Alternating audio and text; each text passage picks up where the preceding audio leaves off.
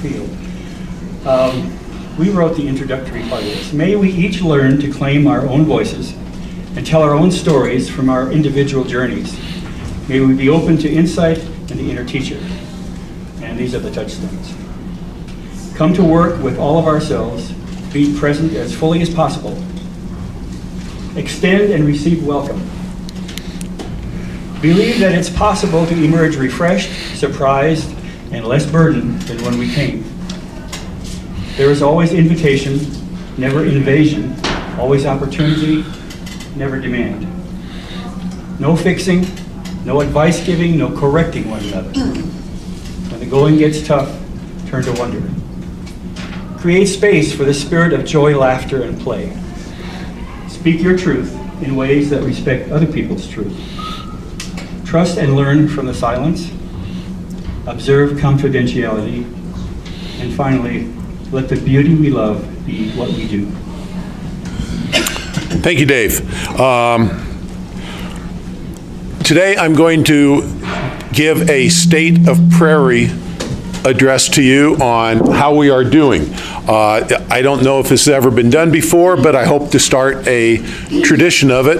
I've asked Jim Rogo to videotape it so that people not here today can find out how we're doing, and we'll have it in the newsletter and on the website and so forth. I got the idea from Susan Ermish when I met with her on how to communicate with a congregation, and you need many different methods, and this is one of the methods that we came up with to communicate about Prairie. I'll push through the agenda, and we have a lot to talk about, exciting things. First, I'd like to introduce the board. This year we did something a little new. We formed an executive committee of the board that meets once a month the week before the actual board meeting. And so the executive board is Tom Heisler, John Kelty, Carol Foster, and Jan Haller. And if you please stand.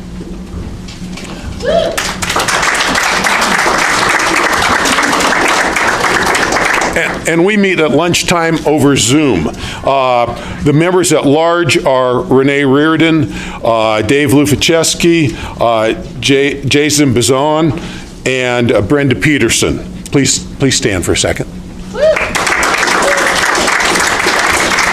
And the board has done some innovative things. We had our first overnight retreat when the board was formed, and it was we developed friendships, had fun, talked about the vision, refocusing Prairie.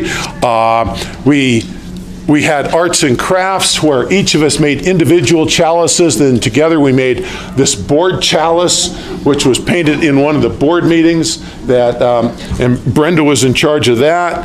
I hope that each board future board has the opportunity to meet for an overnight where you can really get into some things and get to know each other.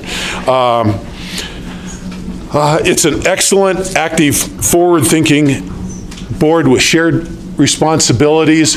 I want to assure the congregation that you're in good hands with this board.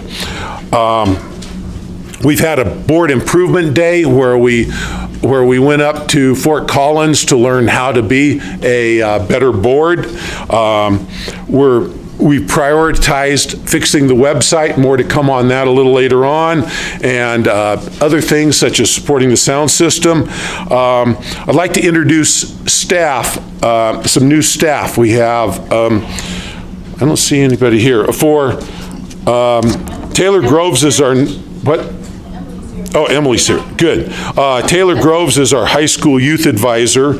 Emily Tao is our assistant RE director and middle school advisor. Tristan Majors is our third through fifth teacher, and Laura Heisler is our K through 2 teacher. And I'd like to say that Emily is working on restarting the retreat for middle school kids that we haven't done in the last couple of years, but was very successful in the past, and we look forward to that. So, a new group.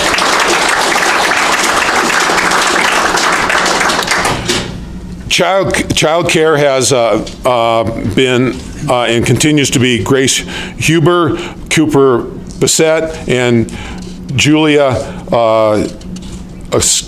Scandon. We have our outside communication specialist. The board, the church hired an outside communication specialist. Some of her first duties are to fix the website, which she said, you know what we need to do? We need to just start over with WordPro on it, and we need a professional website. She's going to update our membership list. She's brightening up our communications and order of service.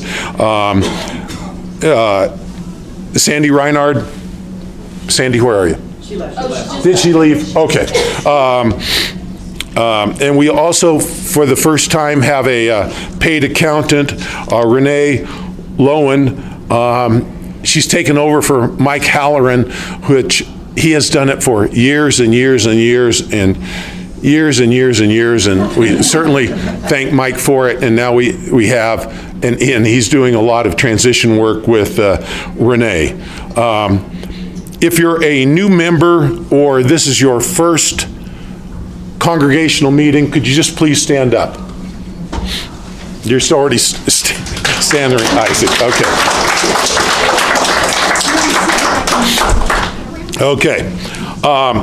You know, some of the exciting things going on at Prairie is the reformation of social justice. What a wonderful social justice committee we have. We're going to hear more from them later on today.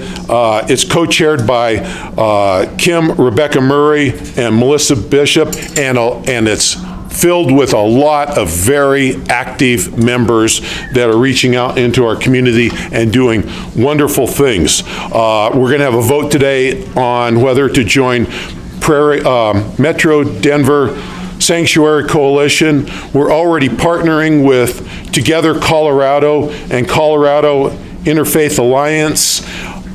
Social Justice is leading one service a month, the fourth Sunday of the month, where we shorten the service and then go out in the community and do work. What a wonderful job our co-chairs have done, and Social Justice putting more and more vigor into this congregation.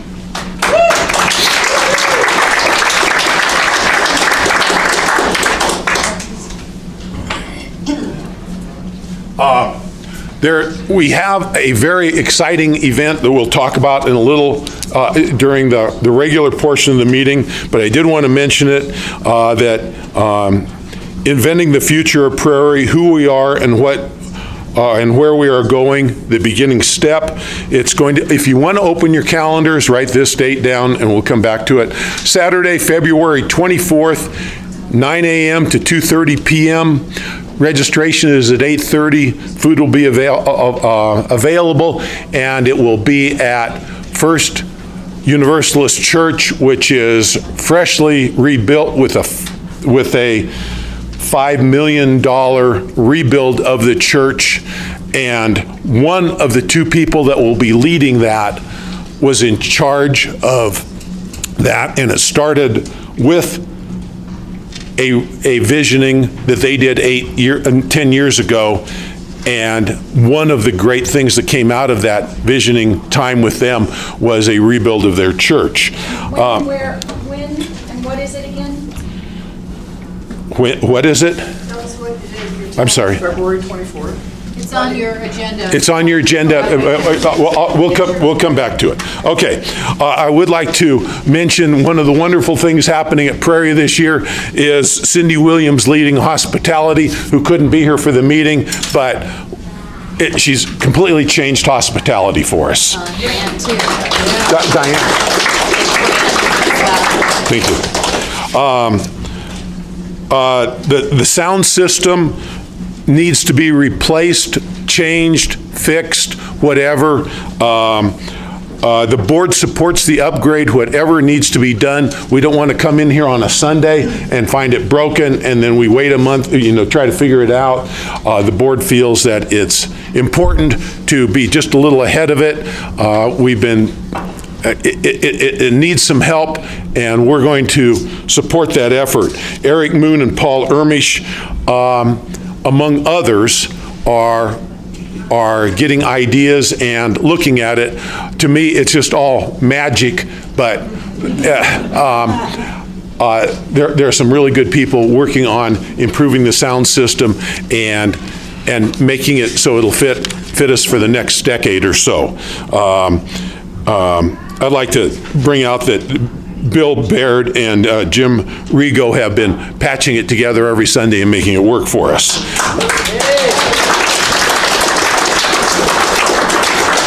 One of the things I really missed last year was the Prairie Band. And Molly Martin took it upon herself to reform the band and give us monthly music. Molly, thank you very much.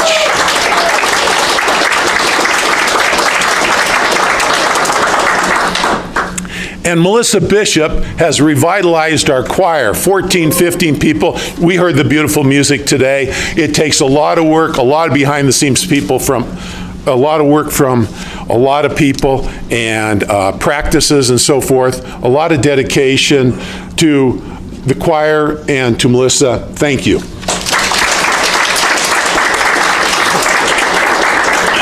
We have a newly formed marketing committee led by Brenda Peterson. They've already met once and come up with a lot of good ideas. Since most of our visitors find us through the website, that's their first focus, to work with Cindy on that. And Sandy, excuse me. And maybe we should have named it the website committee, but a lot of good things. We really need to come into this millennium with a good website and put our best foot forward, and that is in the process of happening.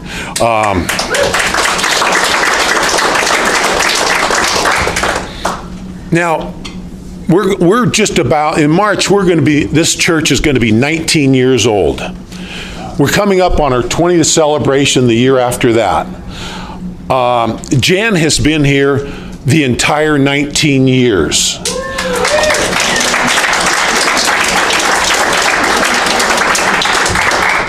Her contract calls for 1 month of sabbatical for every year worked. It's in the contract.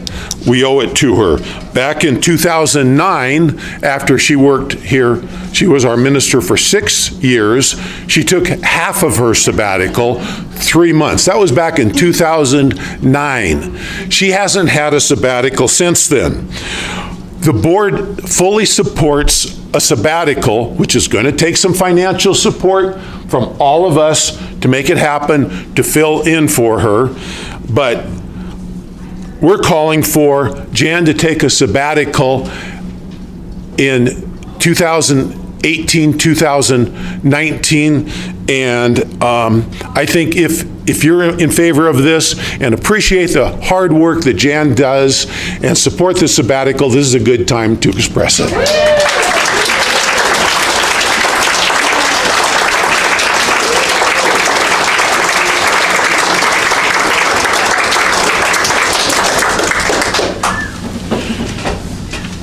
For those of you who aren't here, that was a standing O.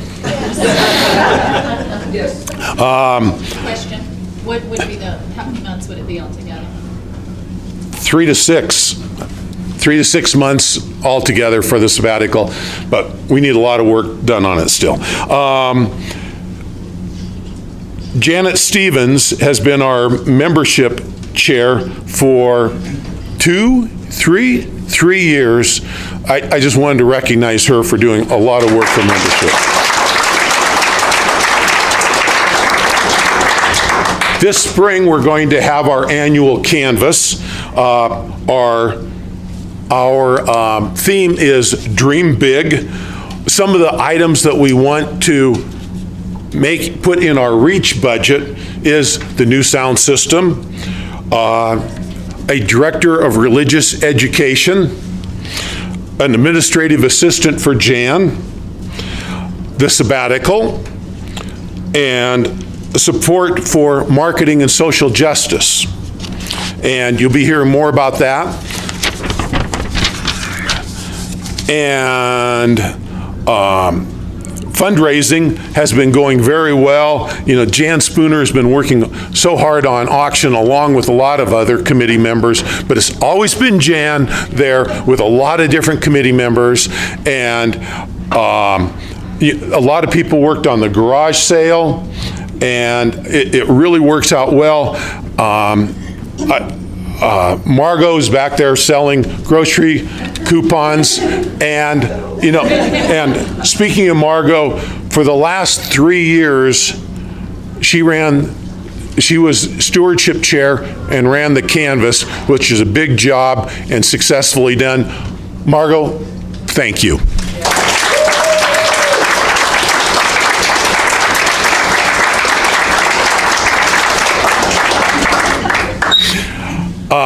This year, we've reformed the associates, 19 individuals committed to 2 years of ministry to the church in one of the these 5 areas: pastoral, justice, worship, teaching, and stewardship. Worship committee, instead of just having a committee for that, is a group of dedicated and dynamic people. There are 10 members of the church that put the worship together, along with 4 staff, and of course, Reverend Jan. The Finance Council is reforming under with the treasurer, Tom Heisler, and so far, he has 2 volunteers, Bill Baird and Vivian Littlefield, and they're looking for 1 or 2 other people and are going to be meeting. So if you have some expertise or interest in finance of the church, see Tom, please. And here's an exciting thing. We've been trying to get an endowment committee or an endowment person going for years and years and years. Most churches have them. It's an easy thing. You can put something in your will or give a chunk of money to the church or something like that, but it takes somebody out there organizing it. And this year, I'm really thrilled that Janet Stevens and Margot Jones stepped forward to do that.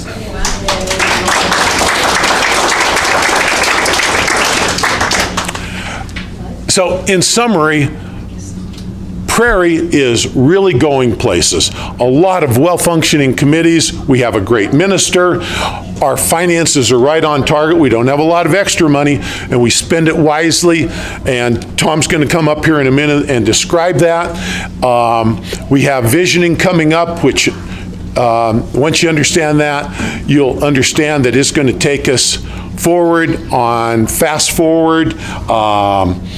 We've got a communications specialist that's going to greatly help us, have a fine staff for religious education. So much going on at Prairie. I can tell you that the board is functioning well, our committees are functioning well, our finances are functioning well, and we're going to be growing and getting better and better and better. I thank you.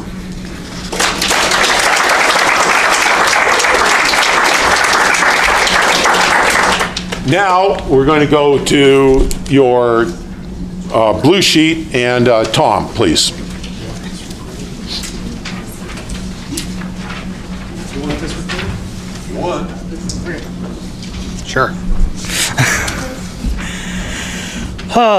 You'll be happy to know it's all on one sheet of paper. I have, sure. It's on one sheet of paper. If you want to go through the 30 other pages of detail, you can certainly join us in the Finance Council meeting where we'll have that opportunity. But in short, if we just roll it up here, we're on track against our current budget. right? Our expenses did wind up going up. School rental, they hit us with an unexpected price increase. We've absorbed that because of the strong commitment of the members here that you'd already shown. We had a very good auction, and hopefully more to come. That's helped an immense amount. That means our revenue is on track. You'll see the number here. We're looking slightly ahead. That's really because a lot of people, very generous people here, prepaid their entire year. So that'll fall off as back to 100% as we get to 100% of the year. So this is good news, right? Our expenses are just slightly over what we budgeted. We did have to absorb a small increase in the minimum wage. It'll be another $2 an hour next year. So we'll have to work that into the next budget, but we're sound, right? We are doing fine. So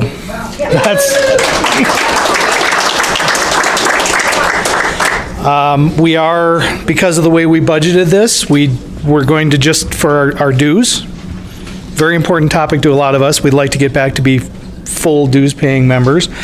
We will pay the $2,580 that everyone has collected or paid in advance.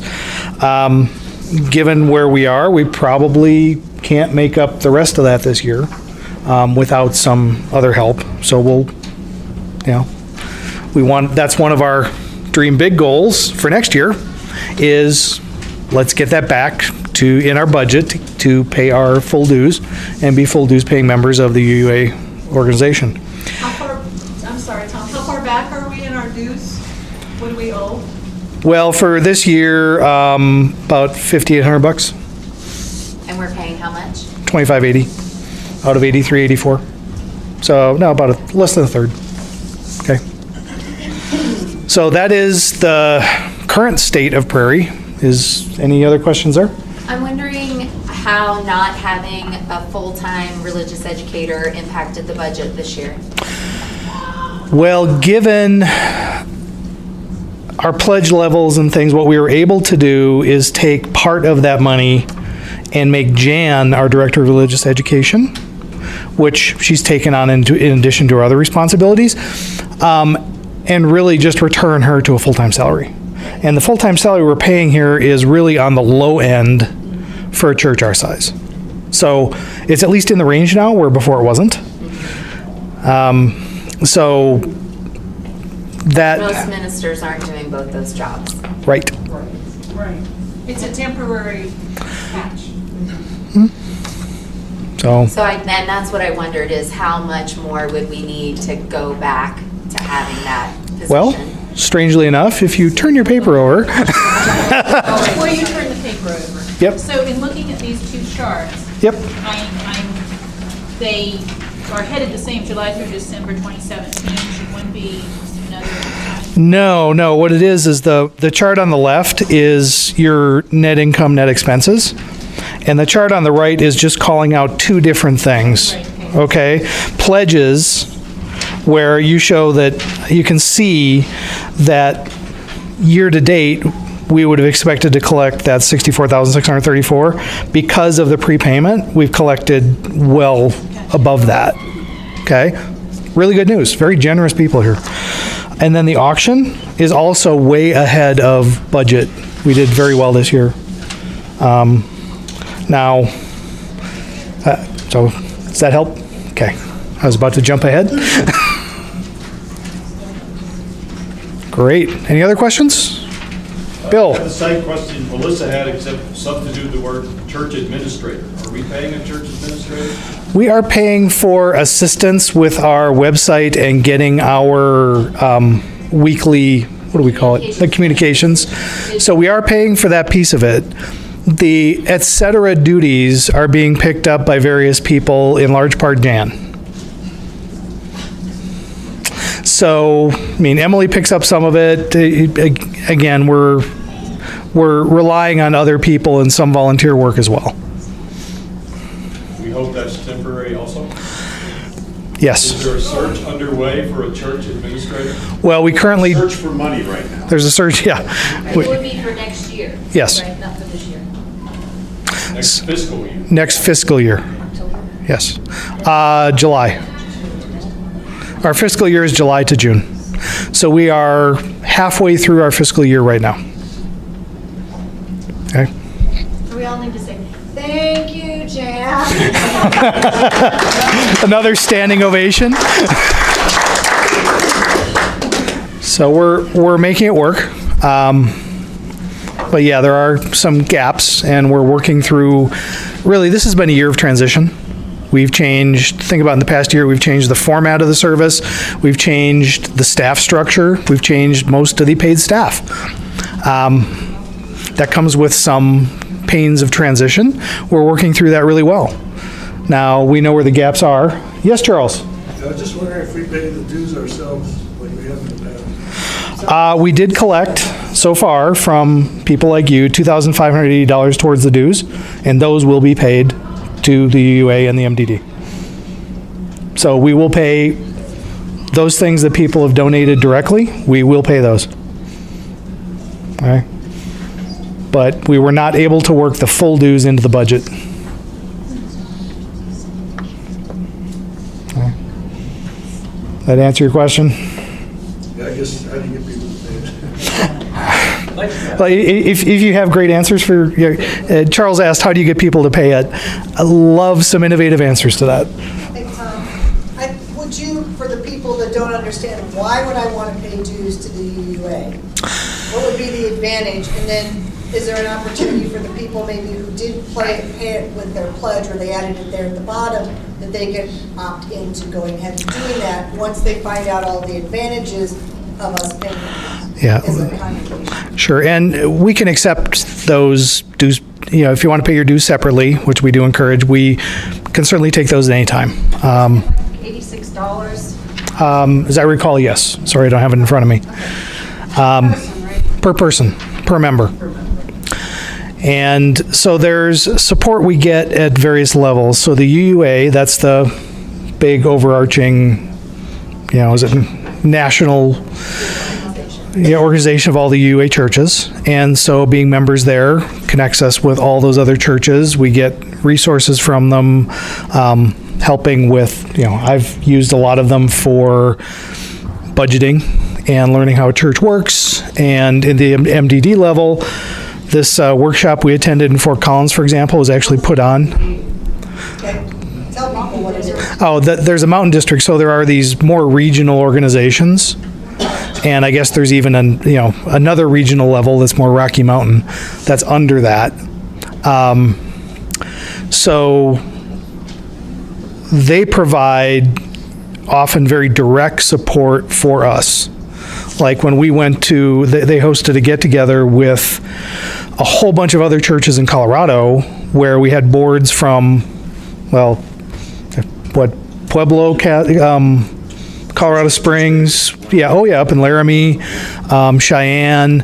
We all got together and not only had some training, but we had some great discussions about how their churches operate, the various sizes. Their church is smaller than ours, church is way bigger than ours. A lot of good insights from the people who are actually sitting on the boards of those churches. And that was all put together for us by the MDD, which is a regional organization of UUs. Is another example the intercultural workshop? Is that kind of sponsored or supported by MDD to have those people come in? Yes. Yeah, so some of us participated in an intercultural workshop. Across, it was open to the Denver Metro churches, and there were people who came in and spoke from other parts of UUA. So those kinds of things are supported. So Doesn't it also help us with financing of a building like that? yes, they can, and the question was, does it help us with financing of a building? Yes, they do have low-interest loan programs. They do have requirements that you be dues-paying members for a number of years in a row. And when we get to truly exploring that, then that's really advantageous because you potentially get way below market rates. And that's obviously good for everybody. Do we get ministers? Are people who would come and present our message available through the MDD? Does our membership being paid in full depend upon our access to speakers when Jan's on sabbatical? Not particularly. Obviously, they track every dollar we send them, right? So they know who's paid and who hasn't. But does access depend on us being full dues paying members? Not in reality. But I think when we look, Jan's been here 20 years, if I can just tell you what goes through my mind. One of these days, she's going to want to retire. And we're going to have to find someone else. And I think we want this church to be a place that pays their minister fairly, that provides regular sabbaticals, and that is a full member of the UU community, so we can make that transition easier. And there's my elevator speech for it. Any other questions? So just before you go off of that, do people even remember if you paid your dues on your little form or not? Do people remember? Okay. So that opportunity is coming up again. Well, it's always open. It's I'm just saying, if you don't remember if you were one of those folks that paid it, because only half of us did. a little less, yeah. Yeah, so half the people that didn't, is there maybe just put together a list and send, email, these are the people that did, or these are the people, or something, just to give them that opportunity if they don't remember. Well, we certainly can do that if you think that's a good idea. I would say that in this room, we're probably heavily represented by people who did. Right. So we should vote on what we do with those other people. No, we shouldn't. That's what happens when they don't show up. Right? Yeah. Let's double their pledge. I've got a little. Sure. Go ahead, Mary. Yeah, dues, I've been, I make just a little over minimum wage. Sure. Right now I work part-time. So just as an example, I'm sure there may be some other people. So the dues, it looks like it might be $48 a week. Well, no, the dues for the year per person are $86. Oh, for the year. But I thought you were talking about the pledge. Okay. Dues. Okay. The dues. Never mind. Yeah. Yeah, you obviously turned to the back. You obviously turned over to the backside. Yeah. Kim?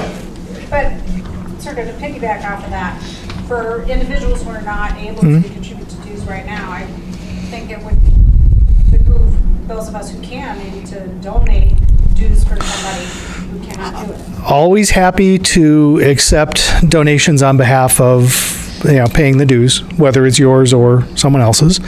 And you don't have to specify somebody, right? Can No. you just say, These are for dues. If it's as simple as if you put the memo line on your check, or you just write us a note that this is what it's for, done. And we are committed as a board, if you mark your donation for dues, it will be paid for dues. Okay? So my question is, what would Prairie prefer? Everyone paying dues, or money generally going to the general fund to pay Jan? How much money? Not very much money. Not very much. Oh, okay, so if somebody has If you have to make a $100, choice. Right. Well, If you got an extra $100, how would you want it to be spent? Those are the tough calls, because at the end of a canvas, we always look at what we actually have commitments for. And then, as a finance committee, and then as a board, finally, we make decisions about what we can actually do. Those are the hard calls, right? So we had a very long conversation about this during the last budgeting discussion and during the last board meeting where we voted on the budget before we presented it to the congregation. And it's a very tough topic. There's no right answer. It's you make trade-offs, right?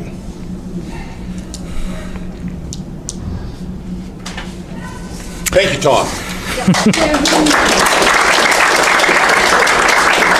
I'll point out that 2 lines down on the agenda is do the Dream Big Canvas, that we just shortened that discussion by quite a bit by focusing on it while Tom was up here. I'd like to turn the meeting over to Melissa Bishop, co-chair of the Social Justice Committee, to talk about Metro Denver Sanctuary Coalition, which she'll have a presentation, we'll have a discussion, and probably a vote, if we're going to support it or not. Melissa? So good, since I need new glasses. All right, so as the Justice League co-chair, I wanted to explain a little bit about what the Metro Denver Sanctuary Coalition is.